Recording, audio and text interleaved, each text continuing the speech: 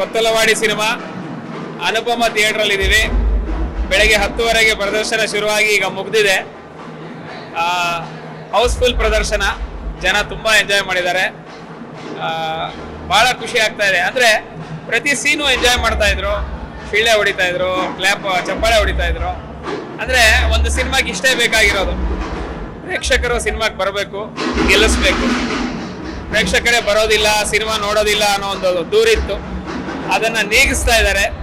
ಮತ್ತೆ ಕನ್ನಡ ಸಿನಿಮಾಗಳಿಗೆ ಸುವರ್ಣ ದಿನಗಳು ಅಂದ್ರೆ ಹಿಂದಿನ ದಿನಗಳು ಮರುಕಳಿಸ್ತಾ ಇದೆಯೇನೋ ಅನ್ನಿಸ್ತಾ ಇದೆ. ಆ ನಿಟ್ಟಿನಲ್ಲಿ ಕೊತ್ತಲವಾಡಿ ಸಿನಿಮಾ ಸಕ್ಸಸ್ ಆಗಿದೆ, ಜನ ಎಂಜಾಯ್ ಮಾಡಿದ್ದಾರೆ. ಪ್ರತಿಯೊಬ್ಬರು ಪಾತ್ರ ಕೂಡ ಅಂದ್ರೆ ಪೃಥ್ವಿ ಅಂಬರ್ ಇರ್ಬೋದು, ಕಾವ್ಯ ಇರ್ಬೋದು, ರಾಜೇಶ್ ನಟರಂಗ, ಗೋಪಾಲ್ ದೇಶಪಾಂಡೆ, ನಾನು ಒಂದು ಸಣ್ಣ ಪಾತ್ರದಲ್ಲಿದ್ದೀನಿ. ಎಲ್ಲ ಪಾತ್ರಗಳು ಜನ ರೀಚ್ ಆಗ್ತಾ ಇದೆ ಎಲ್ಲರಿಗೂ. ಒಳ್ಳೆ ಕತೆ ಮಾಡ್ಕೊಂಡಿದ್ರು, ಅದು ಸಕ್ಸಸ್ ಆಗಿದೆ. ಅದರಲ್ಲೂ ನಿರ್ಮಾಣ ಸಂಸ್ಥೆ ಪುಷ್ಪ ಅರುಣ್ ಕುಮಾರ್ ಅವರು ಆ ದೊಡ್ಡ ಸಂಸ್ಥೆಯಾಗಿ ಇವತ್ತು ಕನ್ನಡ ಚಿತ್ರರಂಗಕ್ಕೆ ಮೊದಲನೇ ಚಿತ್ರವನ್ನು ಕೊಟ್ಟಿದೆ. ಅವ್ರ ಕಡೆಯಿಂದ ಇನ್ನಷ್ಟು ಚಿತ್ರಗಳು ಬರಲಿ, ನಮ್ಮಂಥ ಕಲಾವಿದರಿಗೆ ಇನ್ನಷ್ಟು ಅವಕಾಶ ಆಗಲಿ. ಹಾಗೆಯೇ ಪ್ರೇಕ್ಷಕರು ಈ ಸಿನಿಮಾನ ನೋಡಿ ಯಶಸ್ವಿಗೊಳಿಸಿ ಅಂತ ಕೇಳ್ಕೊತೀನಿ. Thank you.